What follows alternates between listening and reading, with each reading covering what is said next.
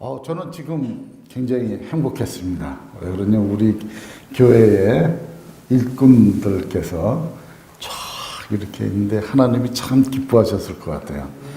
여러분 그러지 않으셨습니까? 우리 주위에 이처럼 행복해 보이는 사람이 많이 있습니다.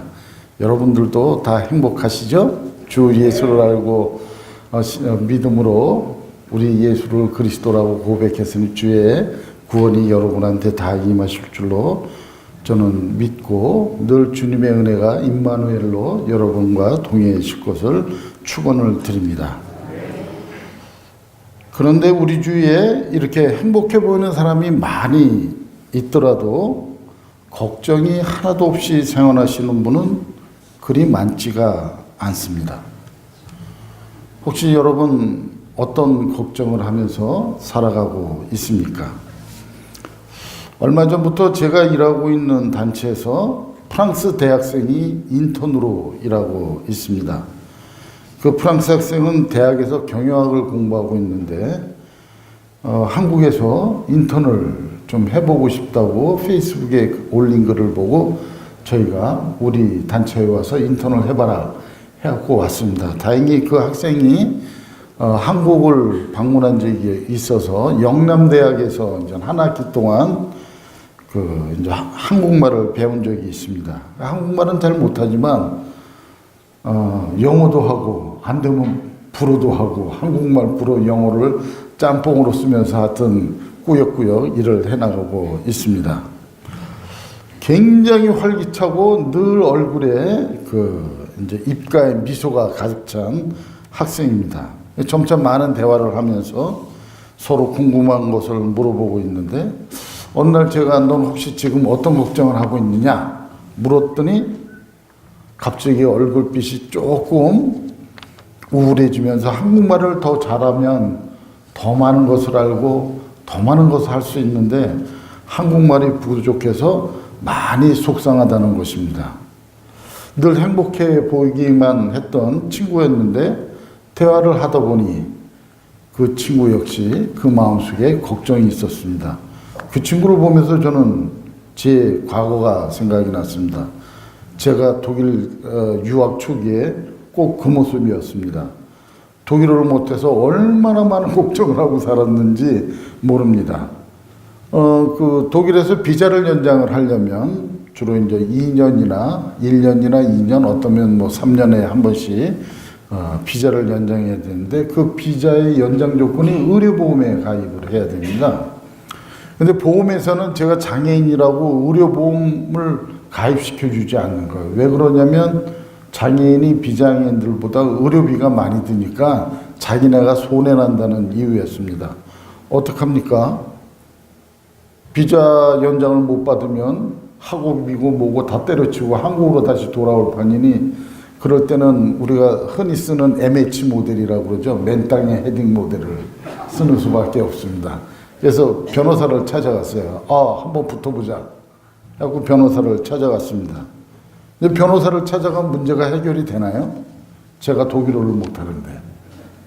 뭐 설명을 하려고 해도 얼마나 밤새 베레벨 생각을 하면서 독일어로 변호사가 요걸 물어보면 나는 요걸 이렇게 대답해야지. 근데 변호사는 신기하게도 내가 생각한 건 하나도 안 묻고 다른 것만 물어대더라고요. 그때 그 고역과 그 걱정은 말이 아니었습니다. 근데 더욱더 이런 말씀은 좀 그렇지만 미치고 환장할 일은 꿈속에서는 독일어가 술술 나오는데 눈만 뜨면 독일어가 하나도 안 나오니 일을 어쩝니까? 하여튼 그래서 그때 그 독일어를 못해갖고 법원, 물론 이제 그 재판은 제가 3번 다 이겼습니다. 하여튼 그때 그 어려움을 생각하니까 그 프랑스 인턴의 마음을 조금은 이해할 수 있었습니다. 근데 제가 여러분한테 질문을 하는데 여러분이 혹시 우리 인간들 아니면 우리 자신들이 갖게 될 가장 큰 걱정과 근심은 무엇일까요? 아마 오늘 봉독한 성경의 상황을 맞이할 때에 이를 것입니다.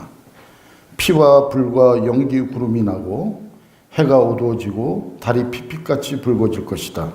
끔찍스럽고 크나큰 주의 날이 오기 전에 그런 일이 먼저 일어날 것이다. 이런 종말론적인 상황은 누구에게나 가장 극한 걱정과 두려움과 공포를 갖게 해줍니다. 근데 사실 지금 우리가 살아가는 세상을 봐도 이와 같이 근심과 걱정과 공포와 두려움을 우리의 삶의 자리를 끊임없이 위협하고 있습니다.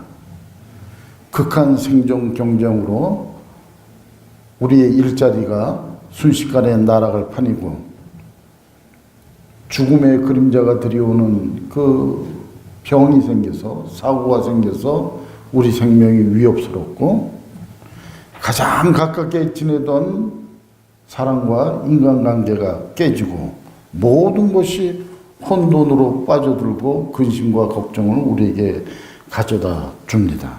근데 오늘 성경은 이러한 극한 근심과 걱정, 두려움과 공포에서 이겨낼 해결책을 제시해 주고 있습니다. 32절에 보면 주의 이름을 불러 구원을 호소하는 사람은 다 구원을 받을 것이다. 그날에 주의 이름을 부르는 자는 더 이상 근심과 걱정, 두려움과 공포에서 해방돼서 구원을 얻게 된다고 성경은 말을 하고 있습니다. 더욱더 감사한 것은 이 오늘 읽은 본문은 아니지만 요엘서 2장 12절 이하의 말씀이 더욱더 구체적으로 우리에게 구원의 방법을 설명해 주고 있습니다. 12절부터 제가 읽으니까 지금이라도 너희는 진심으로 회개하라.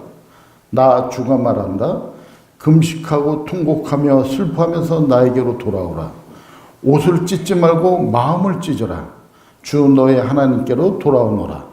주께서는 은혜롭고 자비로우시며 오래 참으시며 한결같은 사랑을 늘 베푸시고 불쌍히 여기시는 마음이 많으셔서 뜻을 돌이켜 재앙을 거두시기도 하신다.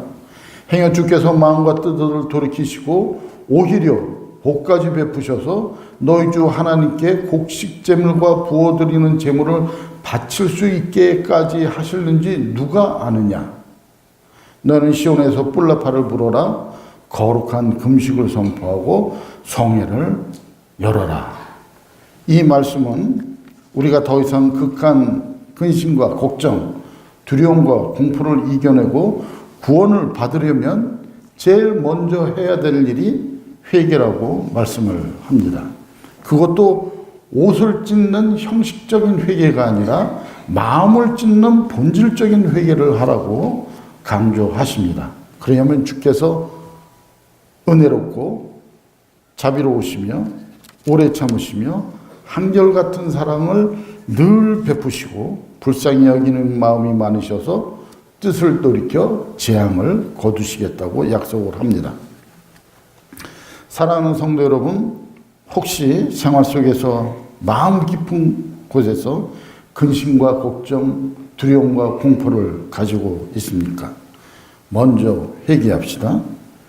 그것도 옷이나 찢어대는 회개가 아니라 마음을 찢는 회개를 해야 됩니다. 그리하면 주님께서 한결같은 사랑을 베푸시고 오래 참으시고 그럼으로써 근심과 걱정, 두려움과 공포에서 우리를 구원해 주신다고 말을 하고 여러분의 삶 속에 푸른 초장의 자유로움과 평안함과 넉넉함을 허락하실 것입니다. 그렇게 되면 주님께서 어떻게 하시느냐? 모든 사람한테 영을 부어주시겠다고 했어요. 성령을 주시겠다는 얘기입니다. 그리고 너희의 아들, 딸들이 예언을 하고 노인들이 꿈을 꾸고 젊은이들은 환상을 볼 것이라고 약속을 하십니다. 무슨 말입니까? 예언을 하고 꿈을 꾸고 환상을 본다는 것이 무엇입니까? 근심과 걱정으로 뿌얘진 우리의 미래가 더 이상 우리 앞에 있지 않고 푸른 초장과 같은 미래가 우리에게 펼쳐진다는 약속을 한다는 언약의 말씀입니다. 그런데 우리에게 솔직히 고민이 있습니다. 아니, 의문이 있습니다. 솔직히 말하면 난 별로 죄 짓고 사는 것 같지도 않은데. 여러분 지금 여러분 죄 지은 거 말씀해 보여서 그러면 한 10분, 20분, 30분. 우리 동학교의 분들은 일주일을 생각해도 내가 사실 잘못한 거 없거든요. 근데 회개하라고 말씀하십니다. 그리고 누구나 다 근심, 걱정, 두려움, 공포를 살아가는 게 인간의 연약함인데, 아니 그거 갖고 회개를 하라니, 뭐 교회만 오면 이렇게 맨날 회개만 하라냐고. 제가 독일에서 목회할 때 어느 학생한테 그랬더니 그 학생이, 목사님은 왜 맨날 교회 오면 회개만 하라고 그러냐고 저한테 투덜거리더라고요. 근데 우리는 도대체 뭘 회개해야 될지 모릅니다.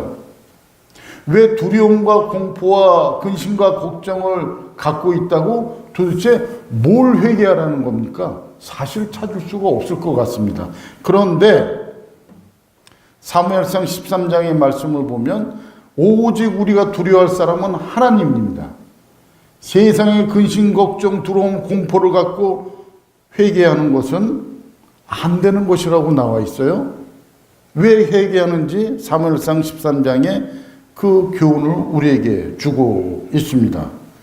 설교하면서 저는 맨날 회개하면서 설교 준비를 하고 있습니다. 사무엘상 13장에는 이스라엘 최초의 왕 사울이 등장을 하고 블레셋 사람이 드디어 한판을 붙는 전쟁을 벌이는 장면이 나옵니다.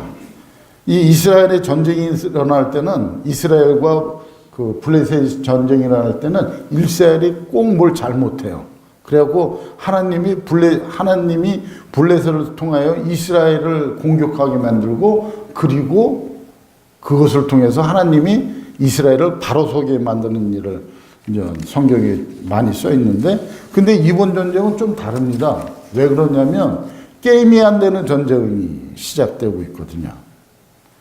사무엘상 13장 5절에 보니까 블레셋 사람이 이스라엘과의 싸우려 하며 모였는데 병거가 3만이요 마병이 6천이요 백성은 어느 정도냐면 해변에 모래알 만큼 많다고 기록되어 있습니다.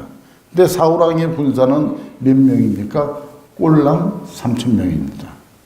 블레셋이 10배가 뭡니까? 마병을 포함하면 몇십 배의 군사력을 가진 블레셋과 이스라엘이 전쟁을 해야 됩니다. 그리고 또 하나는 뭐냐면, 현대전에는 군인만 많으면 다고 승리하는 게 아니죠. 어떤 무기를 갖고 있느냐, 이 전략 무기를 이제 많이 따지지 않습니까? 그래서 북한이 요즘 가장 그 대칭 전략으로 해갖고 핵으로 자기네 모든 단점을 만들지 않습니까? 그럼 이스라엘에 그 전략 무기가 있었느냐? 없었다는 거예요.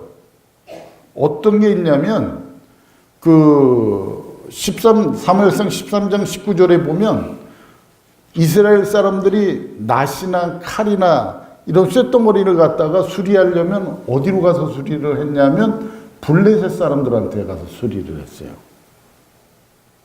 그래서 이스라엘 사람이 이런 걱정을 합니다. 이번 전쟁에서 저 블레셋 사람들이 칼과 창을 갖고 무장을 하고 쳐들어오면 우리는 어떡하지? 하고 자기네를 돌아보니까 자기네가 갖고 있는 전략 무기는 칼인데, 그 칼을 딸랑 누구만 갖고 있었냐? 사울 왕과 그의 아들 요나단만 딱 이스라엘의 2자루의 칼만 있었어요. 근데 전쟁은 하나만 합니다. 어떻게 됐겠습니까? 이스라엘 사람들이 굉장히 불안했죠. 죽음의 공포. 사무엘상 13장 6절부터 7절까지 봉독을 해보면, 이스라엘 사람들은 자기들이 위급하게 되었다는 것과 군대가 포위되었다는 것을 알고는 저마다 굴이나 숲이나 바위틈이나 구덩이나 웅덩이 속으로 기어들어가 숨었다. 히브리 사람들 가운데는 더러는 요단강을 건너 갓과 길르앗 지역으로 달아났다. 사울은 그대로 길갈에 남아 있었고, 그를 따르는 군인들은 어떻게 적혀있냐면 용기가 100배가 아니라 모두 떨고 있었다라고 기록을 합니다. 백성들은, 돈이 없는 백성들은 산에 들어가서 구덩이에 숨고, 돈푼 좀 있는 이스라엘 백성은 요단강을 건너서 멀리 도망갑니다. 군인들이라도 정신을 차려서 싸움을 해야 되는데 군인들마저 덜덜덜덜덜 떨고 있었습니다. 이스라엘 사람들이 그러나 전쟁이 하나님이 주관하는 것이라는 것을 알고 있었어요. 그래서 하나님이 우리 함께 하시면 전쟁은 분명히 이긴다. 근데 하나님의 뜻을 알 수 있는 제사장이 사무엘이었는데, 사무엘이 일주일만 기다려달라고 그랬는데 일주일째 되던 날에 오지를 않아요. 사울왕은 어떻게 되겠습니까? 백성들은 점점 떠나갑니다. 자기 곁에 있어야 될 백성들이 떠나갑니다. 그래서 사도 바울이 어떤 결단을 내린 줄 아십니까? 흩어지는 백성들을 잡아놓기 위해서 제사장도 아니면서 하나님께 직접 번제를 드리기 시작합니다. 근데 성경에 보면 이 번제라는 제사는 아무나 드리는 게 아닙니다. 사울이 왕이니까 어느 정도 지도력을 갖고 있죠. 그렇다고 해서 제사를 드릴 수는 없습니다. 역대상 24장 6절에 기록된 것 같이 제사장직이란 자신의 직분에 따라 정해진 날에만 수행해야 되는 특별한 성직입니다. 그런데 사울왕은 제사장직을 행했고 하나님께 제사 드리는 것이 참된 헌신에 의한 것이 아니라 바로 두려움과 걱정, 공포, 이것 때문에 번제를 드리게 됐습니다. 하나님 앞에서 굉장히 중대하고 결정적인 잘못을 하고 만 것입니다. 근데 이게 어디 사울왕만의 문제입니까? 혹시 우리들의 문제는 아닌가요? 하나님 앞에서는 그 누구라도 해야 될 것을 하고 하지 말아야 될 걸 하지 말아야 됩니다. 그런데 많은 사람들은 극한 두려움과 공포와 근심과 걱정이 있을 때 사울왕처럼 해야 할 것을 하지 않고 하지 말아야 될 것을 하기 때문에 사단이 나는 것입니다. 또 사울왕은 인내하지 못했어요. 일주일이라고 그러면 좀 일주일이 다 끝난 다음에 8일째 뭐 어떤 걸 했으면 되는데 일주일이 다 가기도 전에 번제를 드립니다. 유엘서 13장 10절 이하에 어떤 말씀이 나오냐면 사울이 막 번제를 올리고 나자 사무엘이 도착했다. 조금만 더 참을 걸. 사울이 나가 그를 맞으며 인사를 드리니 사무엘이 꾸짖었다. 임금님이 어찌하여 이런 일을 하셨습니까? 사울이 대답하였다. 백성은 나에게 떠나 흩어지고 제사장께서는 약속한 날짜에 오시지도 않고 블레셋 사람들은 mik바스에 모여들고 있습니다.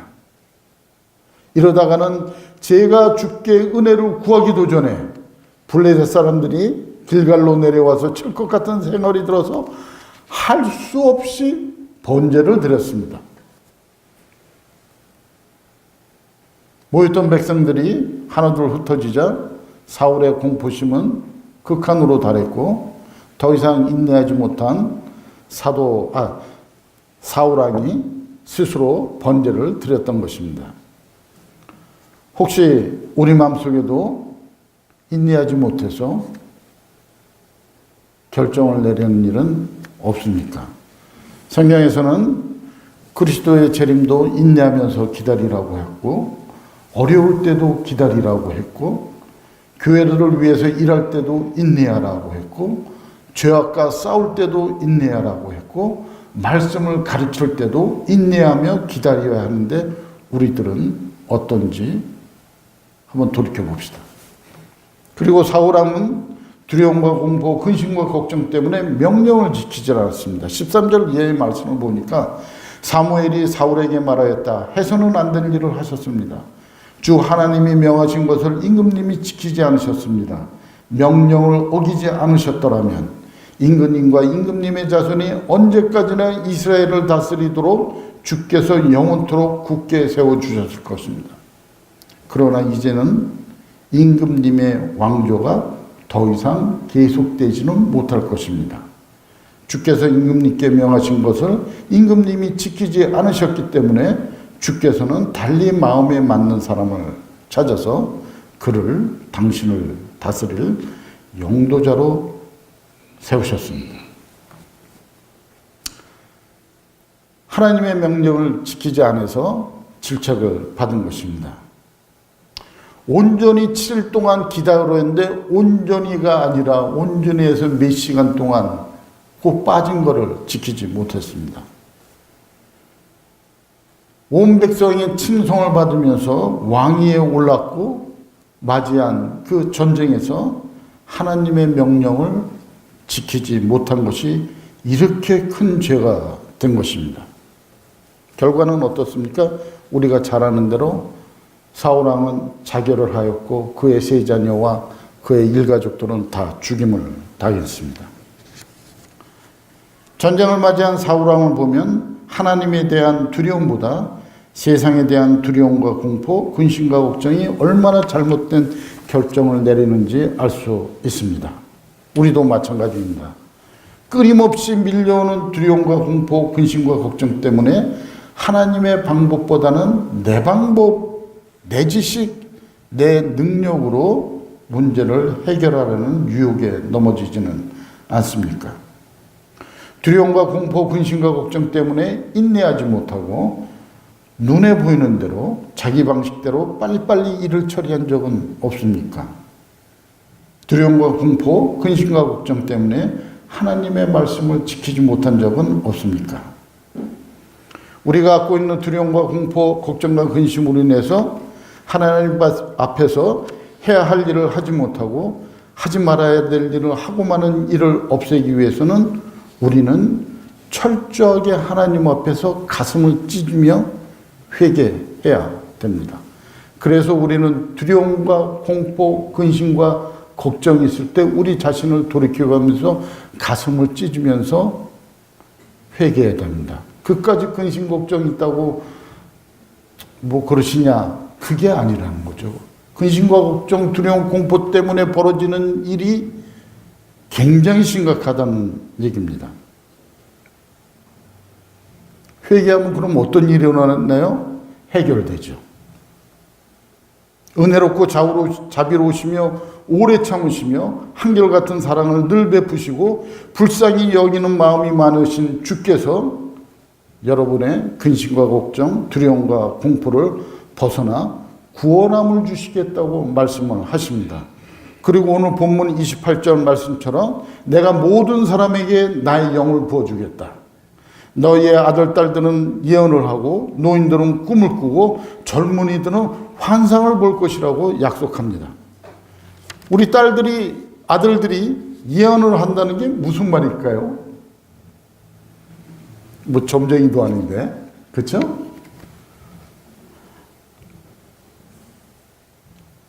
개역성경에서는 이 부분을 너희 자녀들이 장래 일을 말할 것이라고 번역을 했습니다.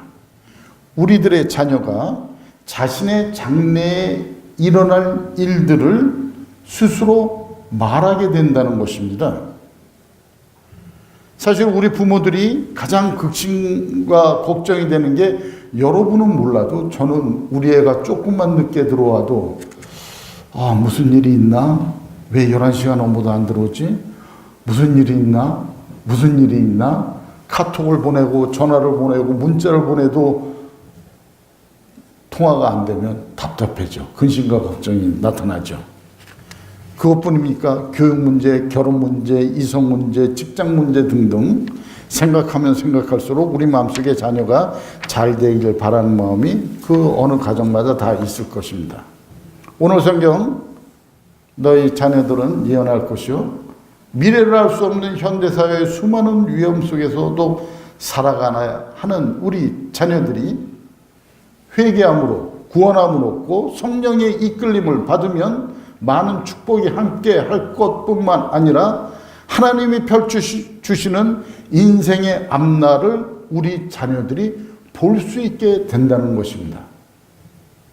우리가 아무리 걱정해도 풀리지 않는 자녀의 문제가 하나님이 풀어주시겠다는 것입니다. 그것도 그들의 자녀의 눈앞에 자신의 앞날을 보게 해 주시겠다는 것입니다. 근본적으로 해 주시겠다는 거죠. 이거보다 더 큰 축복이 어디 있습니까? 그렇기 때문에 우리는 오늘 헌신 예배를 드리면서 여러분의 자녀, 아들, 딸들이 두려움과 근심과 걱정과 공포심이 있다면 함께 기도해 주고 회개하게 해주고 그 다음에 구원함을 받게 해주고 그리고 성령을 받게 해주면 그 자녀의 앞날에 스스로 앞날에 보면서 그 인생이 펼쳐진다는 것입니다. 또 오늘 성경 말씀은 노인들은 꿈을 꾸게 된다고 말씀을 하십니다. 여기 어르신들이 다 모였죠. 무슨 말입니까? 어르신들이 누구십니까? 평생을 살아오면서 많은 경험과 지혜를 축적하신 우리 사회에서 가장 귀하신 분들입니다. 이런 귀한 경험과 지혜는 인생을 설계하는 사람들에게는 그 무엇보다도 귀한 자산이 될 수 있습니다. 어르신들이 평생을 살아오면서 쌓아온 경험과 지혜를 가지고 미래를 향한 꿈을 꿀 때에 우리가 앞으로 살아갈 미래가 어떻게 건설돼야 되는지 어떻게 이루어져야 되는지 올바른 방향을 제시해 줄 수 있습니다. 우리 하나님께서는 그렇기 때문에 어르신들께서 더 이상 근심과 걱정, 두려움과 공포에 머물지 않고 회개하고 구원을 받고 하나님께서 부어주시는 성령을 받으면 굉장히 많은 축복과 더 이상 과거에 머무는 추억 속의 삶을 살아가시는 게 아니라 새로운 미래를 주시는 거예요. 꿈을 꾸는 거예요. 이제 저도 젊었을 때는 한때 막 하게 했던 굉장히 많은데 저도 이제 나이가 60이 넘고 보니까 꿈이 사라져요. 건강만 하자. 옛날에는 모두 바꿔보고 계획이 많았는데 이제 건강하기만 하자. 나의 꿈이 사라졌는데 예수를 믿고 새 영을 받으면 어떻게 됩니까? 꿈을 꾸게 된대요. 새로운 미래가 펼쳐진다는 것입니다. 젊은이들은 어떻습니까? 환상을 볼 것이라고 약속을 하십니다. 젊은 사람들에게 가장 필요한 것은 가치 있는 삶을 살게 해주는 비전이 필요합니다. 성경은 오늘 환상이라고 말했죠. 근데 영어로는 비전입니다. 그런데 젊은 사람이 미래에 대한 환상이 없이 그냥 살아가면 부모님들은 환장하죠. 환상이 아니라 환장으로 변합니다. 아주 탄식을 하게 되죠. 넌 도대체 뭐가 되려고 그러니?